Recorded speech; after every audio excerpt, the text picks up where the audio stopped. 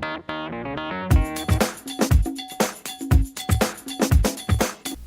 this is Sitima Fowler, CEO of Capstone. I'm here today with Chris Curts, and he's the CEO of 4 different businesses: Resolute Construction, Auto Crafting Fleet Solutions, Auto Crafting Mobility Solutions, and Christian Flooring. And if that wasn't enough, Chris is also to two of the companies mentioned also were in the 2013 Rochester Top 100 list. So not only is he running 4 different businesses, they're also thriving. I specifically sought out Chris to interview because, when I read about you, I mean, at such a young age, I mean, what, 34. 34. At 34, he's basically gone. You didn't finish high school, or you did? Correct. You didn't Did not. finish high school. You're kind of like a self-made man, and you've had so much success in very short amount of years. And I think people like you just think bigger. You just think like, sky's the limit. And that's what I was so attracted, the energy that I saw around you, and that's why I wanted to interview you. So, I mean, you are a Rochester rock star, so Thank you for having me. Yes, absolutely. So, Chris, tell us about your vision. Are you looking to acquire more companies? I mean, you have 4 under your portfolio right now. Like, what is your grand vision? That's a great question. I find that the best laid plans are really just that, they're plans. And that what happens during the time in which you're going after your goals is really a better gauge of what you can do and what's available to you to build. So to say, yes, I'd love to strategically do X, Y, and Z doesn't always quite work for me in the industries I'm in. Some industries are harder than others to pre-plan, especially in the automotive world with my 2 companies, with the changes in vehicles, body styles, a lot of the different conditions that occur within the industries that affect us on a large scale, being such a small segment of the automotive world and the automotive aftermarket and the 2 auto crafting companies. It's hard for me to really say exactly what I'd like to do. What I do have is a baseline in which I create and try to build from. And then from there, based on the profitability, the balance sheet, things of that nature, I determine how far I can go. One of the biggest differences, I think, that with me, with comparison to some of my friends who are small, medium, and large business owners, is I'm not enamored by an industry. I'm not in love with any particular one thing that I do. Quite honestly, I say this as a joke, but I could sell grapes for a living. Mm-hmm. It really doesn't make a difference. My goal is to deliver a product to my customer that's superior, with an experience that's unparalleled. And as a result, what I find is that the opportunities come to me to not only open up in new markets, but to open up new businesses and new industries as a result of what I feel is a great win-win scenario. So when you're looking into getting into a new industry, like, you have the flooring, and then you have the construction business, and then you have the auto crafting, which is basically van solutions for handicap. There's 2 companies there, yeah. There's Okay. the wheelchair accessible van sales and service side, which is Auto Crafting Mobility Solutions, and the commercial van and truck side, which is Auto Crafting Fleet Solutions. Okay. So these 4 industries that you're in, did they fall into your lap, or how did you get into them then? Where did that opportunity come from? Great question. I, as you mentioned, did not finish high school. Left high school in my freshman year at 14 years old, and decided to go right to work and do what I could to both obtain knowledge, experience, and start to set a life plan in place. I always knew what I wanted to do, I just didn't know what the vehicle was.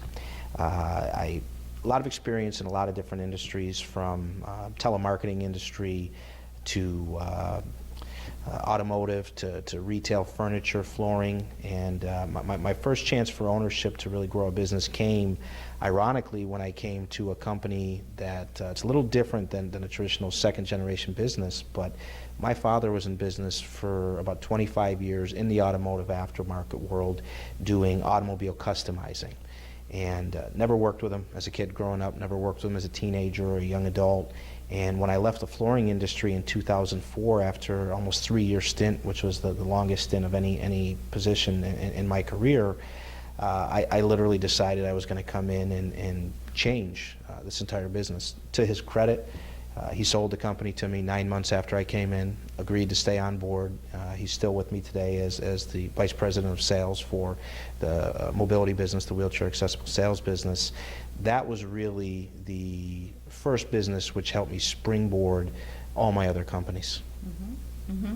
And so basically what you're saying is that the auto crafting one you kind of landed into because that was your family business. Right. But then like when Christian Flooring, like what was it an opportunity? Somebody was looking to sell a business and you saw great potential in the marketplace, or what drove you to get into those markets? Well, quite honestly, when I first started a retail business, Christian Flooring, there was a company that existed owned by my childhood best friend prior to Christian Flooring called Christian Floors.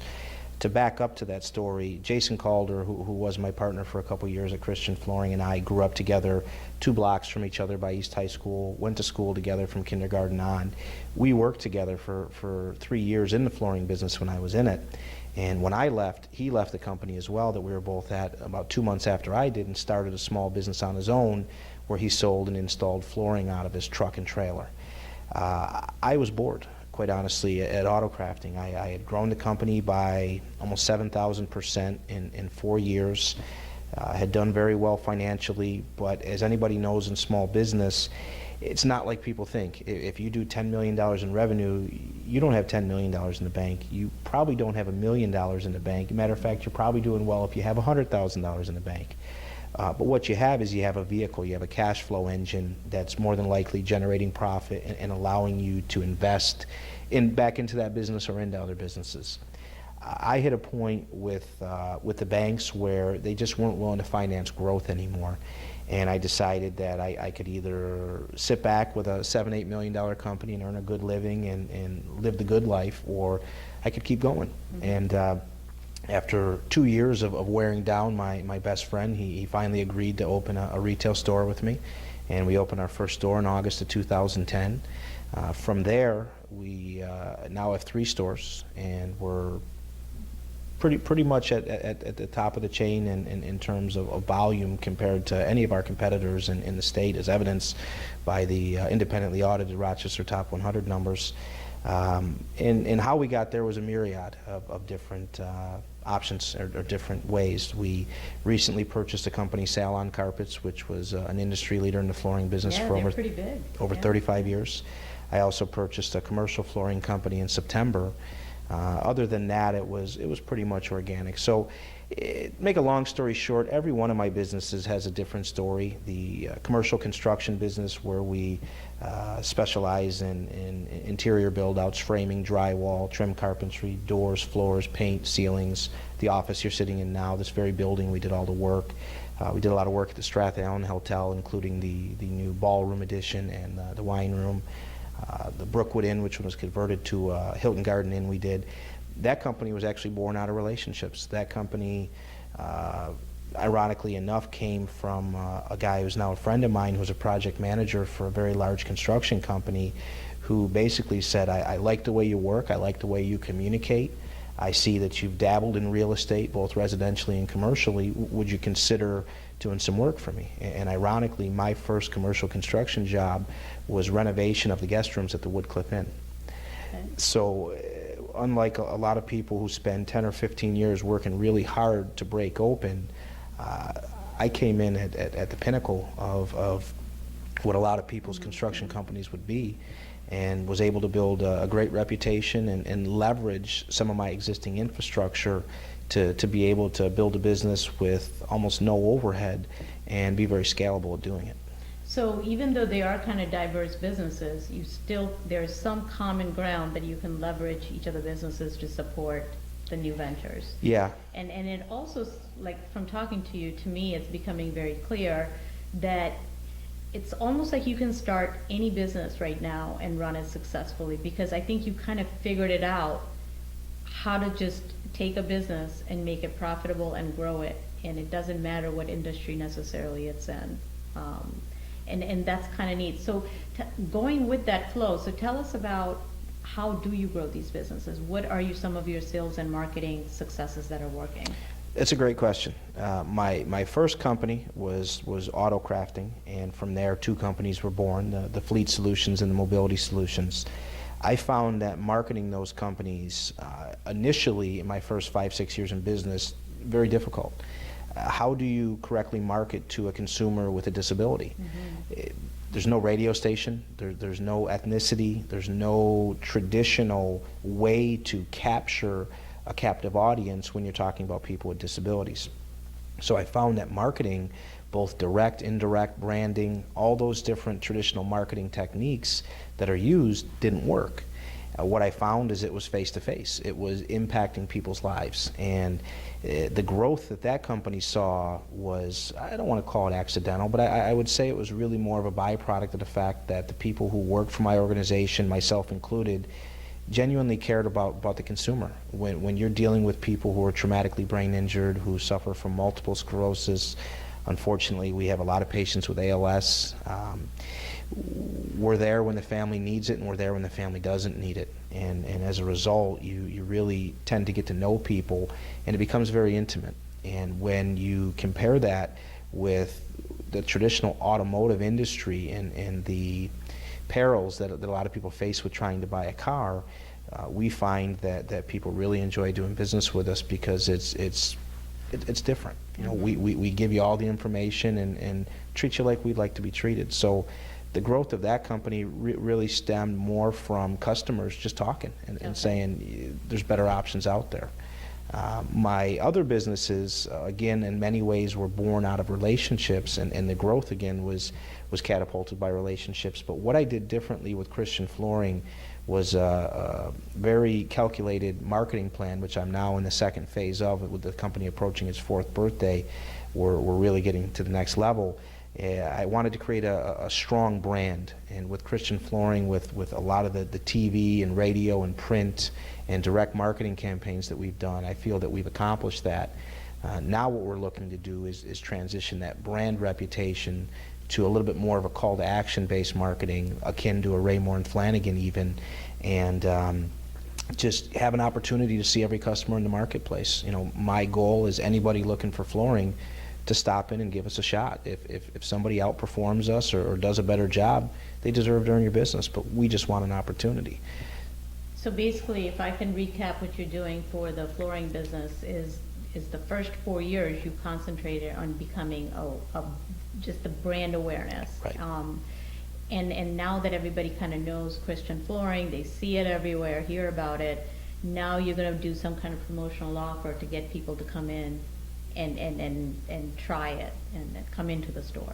Yeah, you know, we feel that I mean, our closing percentages are almost 3 times the national average, which tells us that people, not only is our staff very good, but my staff isn't 3 times better than my competition. It tells me that people made the decision in their mind that they wanted to do business with us based on reputation, based on referral, prior experience, whatever it might be. Now what I want to do is capture the market that I haven't even seen, that I haven't touched, where people maybe have a loyalty to another vendor already like they are to me. My goal is to have an opportunity to sit down and work with them within our stores to show them why we're different. And our entire campaign in that organization will show it. We have by far the largest flooring stores in Rochester. Our smallest store is 11,000 square feet. Our largest is 18. I think the national average is somewhere in the 3,500 square foot range. So if you were to, out of all the different marketing that you've done, if you were to pick one that had the best ROI, the best results, what would it be? Well, it's hard to measure ROI on marketing unless it's a direct offer that you can say, right, we've spent this much money and it brought in 10 customers, yeah. Right. So I really can't compare the different companies. I've spent no money marketing Resolute Construction, but yet, due to my shared infrastructure, my overhead costs are non-existent. So if you look at the ROI, you could say, well, that's your greatest ROI. Without a flooring store to support that in the 50,000 square feet of retail showroom and warehouse space that I have and personnel in place, I couldn't operate a construction company like that. So one of the things that I like to explain to people is I often get asked, what do cars and carpet have to do with each other, or what do this and that have to do with each other, and the answer is everything. And why I can say that is my model. I own a company which is not well known. It's the holding company for all my organizations, called Purpose Driven Solutions. And Purpose Driven Solutions, the goal behind it was to create a centralized infrastructure, or even a spine, if you will, where the businesses or the vertebrae plug into the spine and allow for centralization of business and a decrease in cost. So the model I used was banks. What do credit cards really have to do with deposit banking, and what do mortgages really have to do with investment banking? Mm-hmm. They're nothing alike, but what everybody's seen them under one capacity, because banks have centralized through mergers and acquisitions and refinement throughout the years to do this, and it's very easy for a bank to add a new service when their overhead is already in place, and it's very cost effective. So I've tried to adopt the same philosophy, where regardless of what my core businesses are, it's very easy for me to adapt into a new industry or plug a new business into the infrastructure. That way, as a whole, if one industry does kind of, because of something external in the economy, does take a hit, you still are kind of diversified into other offerings, but not so diverse that your core infrastructure can't handle. So absolutely right. I think that's great. So, so then let me talk a little bit about the diversity. I mean, how do you do time management? I mean, I can barely make time between my kids and running Capstone. How do you manage 4 different businesses and kids, I take it? Yeah, I have 3, and a wife. Okay. Yep. So what is a typical day for you? How do you divide up your time?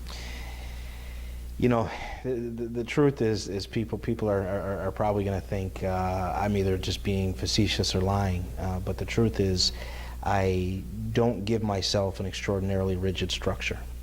I allow myself to think freely. If I'm up at 2 o'clock in the morning and my mind is working and it's going, I'll work until 5 o'clock. I have meetings sometimes at 7, 8, 9 o'clock, and I make those meetings, but as a rule, I create a lot of flexibility in my schedule, with the exception of about 6 o'clock to 8:30, that's when I try to really focus on my kids and have dinner with them and talk about preschool and kindergarten and whatever the times are at that point.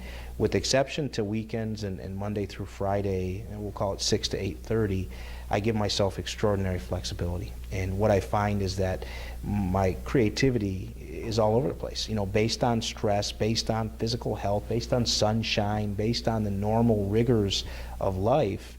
You can't sit at a desk and say, at Monday from 10 to 12, I'm going to do creative strategy, and from 2 to 4, I'm going to do accounting. As anybody knows who's worn the 5 hats of small business, or whatever terminology you want to use, the emotional correlation that goes into that and the stress that goes into that. There's times when you're flying and you're riding a wave and nothing's bothering you. There's times where putting a pen to pad and figuring out what you're going to do is a nightmare. So what I do is I give myself extraordinary flexibility. I also have a tremendous staff and a very well thought out plan that makes sure that my employees, my consumers, and my vendors don't suffer from what I'll call a very eccentric schedule.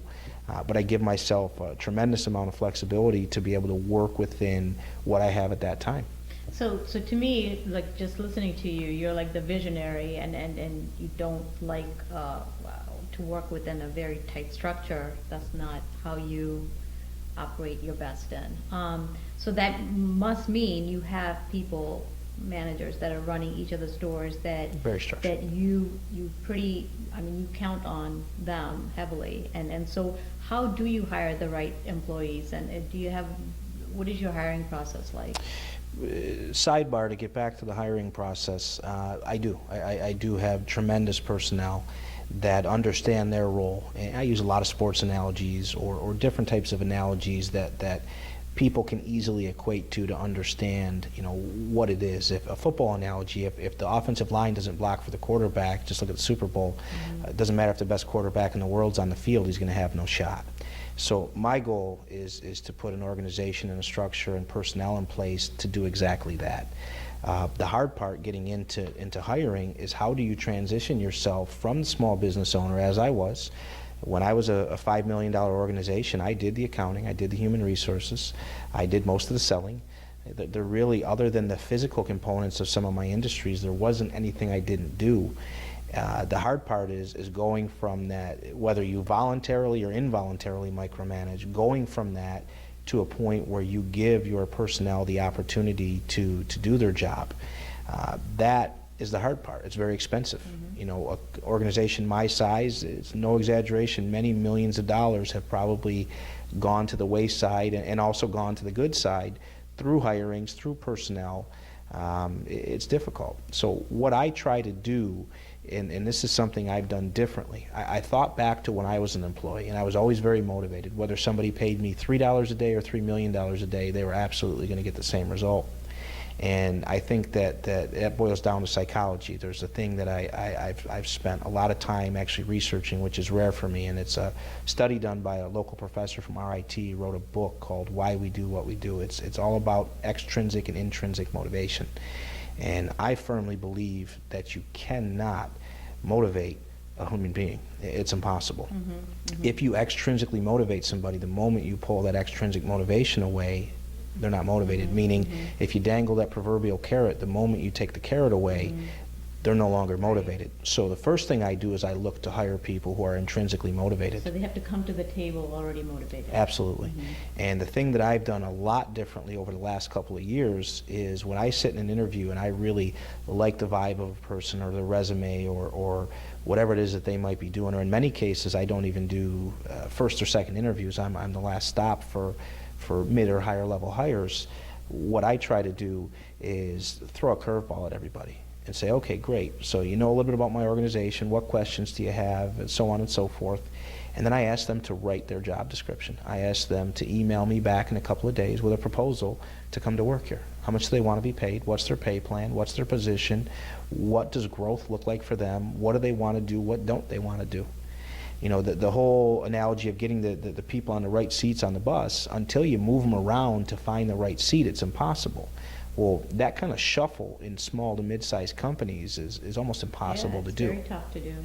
So I try to identify people prior to their employment to see who they are and what they want, both by listening to their words, through body language, but more importantly through the vision that they create by creating their own job description. So this job description thing, I love it. So basically, is this a one-pager you're asking them, or is it an essay? I don't define. Okay, and so what are the things you're asking them to write on this job description? How much money you'd like to be paid. Okay. What you'd like to do for it. Okay. What roles and responsibilities you'd like to have. What growth initiatives you want to have in place. Do you want to go from being a salesperson to a sales manager? Would you work 7 days a week? Wouldn't you? What restrictions do you have? Essentially, the only thing I tell them is to give me the basics, and I have no expectation. Whether you bring me a napkin with crayon or whether you bring me a 35-page business plan, it's irrelevant. I want to see you creatively come to me and tell me what you're going to do for my organization, and in return, you're going to secure your place in it based on that. I love it. I love that. And if they don't submit it, then they're automatically ruled out. Absolutely. Yeah, they don't go any further. Absolutely. That's great. So this has been awesome. So where do you get all these ideas? Do you have a mentor? Where do you get your inspiration? Great question. I don't have a mentor. Actually, sometimes you don't know what you don't know, and you don't miss what you never had. So I never had one really growing up. My father and I are very good friends, but very diametrically opposed in terms of our personalities and how we go about things. Certainly, I've been blessed. Intelligence is something that people, I don't know that they fully understand. You can foster it, you can nurture it, you can grow it, but you have to have the baseline. And I remember being 22 years old and struggling, earning a decent living, working really hard. One of my best friends had just graduated with a master's in accounting, earning a nice living. Another friend of mine had already owned a home, earned a nice living. And I was sitting there having a conversation, just kind of giving them some praise, and they were laughing at me.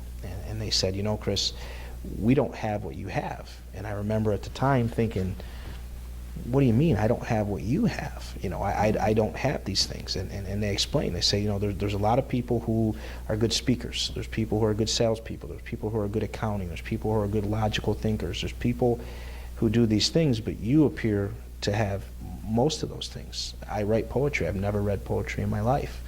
So the thing that I try to look at is I have faith in my life, which I don't judge people if they do or don't or what their faith is, but I believe that my talents are God-given.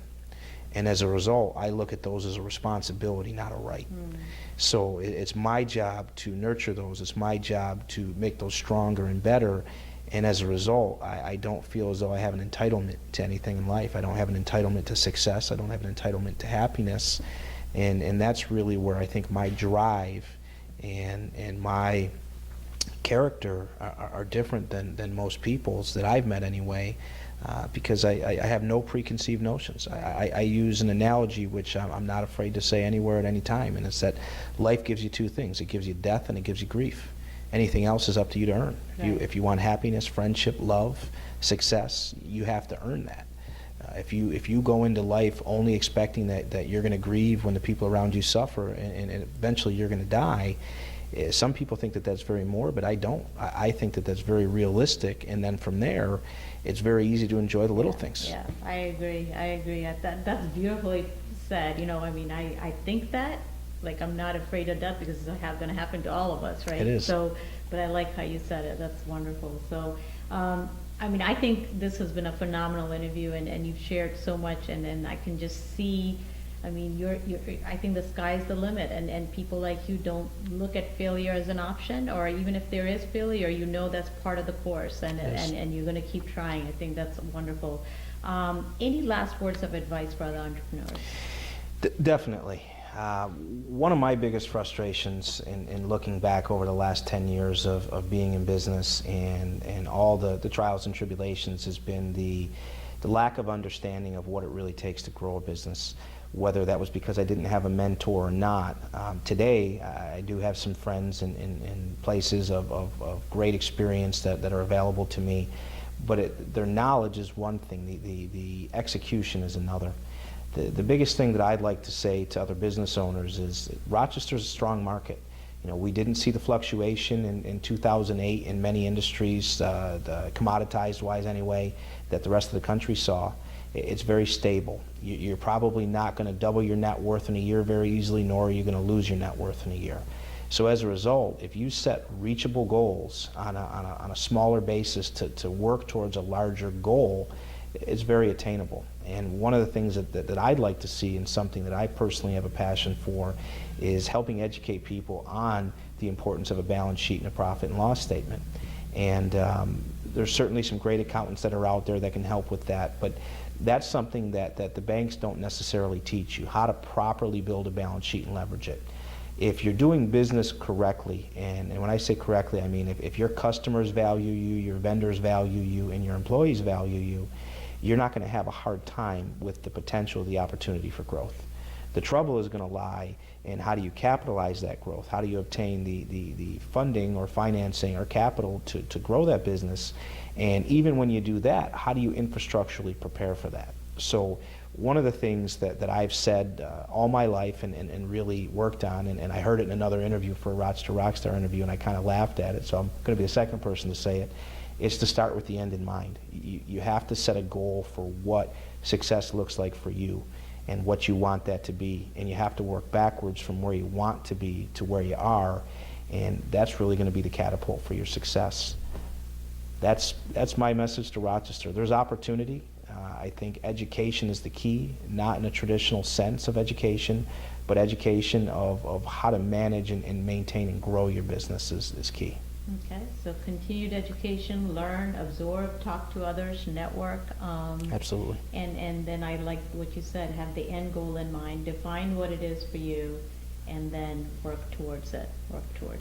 That's the key. Yeah. How do you know you're there if you don't know where there is? Yeah. Any way will do if you don't know where you're going. That's so, right. Yeah, exactly. Well, thank you so much. Thank you. This has been awesome. Thank you for your time. And I think you probably inspired quite a few people out there. So if you want to be interviewed for a future Rochester Rockstar video, contact us at www.rochesterrockstars.com, and I look forward to meeting you.